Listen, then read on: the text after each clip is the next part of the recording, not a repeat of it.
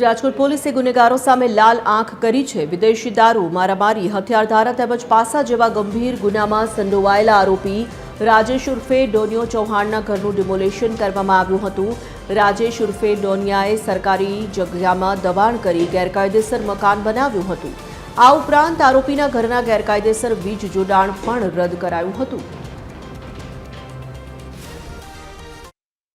Rajkot police દ્વારા ફરી action મોડમાં આવી છે। રૂખડિયાપરા વિસ્તારમાં આવેલ રાજેશ ચૌહાણ નામનો વ્યક્તિ છે જે અનેક ગુનાહિત પ્રવૃત્તિઓ સાથે સંકળાયેલો છે।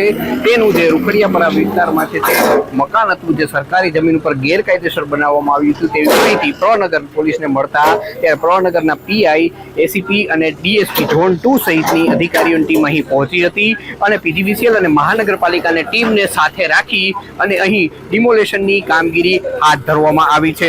પહેલા વીજ વાયર કાપવામાં આવ્યા, ત્યારબાદ જે આખું મકાન છે ગેરકાયદેસર બનાવવામાં આવ્યું હતું તેનું ડિમોલેશન કરવામાં આવી રહ્યું છે અને આવી કોઈ પણ પ્રવૃત્તિ કરશે તો તેના સામે હજુ પણ આવી કાર્યવાહી કરવામાં આવશે તે ડીસીપી દ્વારા જણાવવામાં આવ્યું છે। અને આવી ઘણા સમય બાદ જે દાદાનું બુલડોઝર છે તે ફરી ચાલુ થયું છે અને જેવા ગેરકાયદેસર બાંધકામો જે ગુનાહિત પ્રવૃત્તિ ધરાવતા શખ્સો દ્વારા કરવામાં આવેલા હોય તેના ઉપર ડિમોલેશનની કામગીરી હાથ ધરવામાં આવી છે। પરંતુ અત્યાર સુધી આ ડિમોલેશન કેમ નથી થતું તે પણ એક સવાલ છે। ફરી ડિમોલેશનની કામગીરી હાથ ધરવામાં આવી છે। પ્રવનગરની ટીમ અને એસીપી રાધિકા ભારાઈ તેમજ ડીસીપી ઝોન 2 રાકેશ દેસાઈ સહિતની ટીમ સ્થળ પર પહોંચી હતી અને ડિમોલેશનની કામગીરી હાથ ધરવામાં આવી છે। કેમેરામેન રવિ ચાવડા સાથે રવિ મોટવાણી, TV 13 રાજકોટ।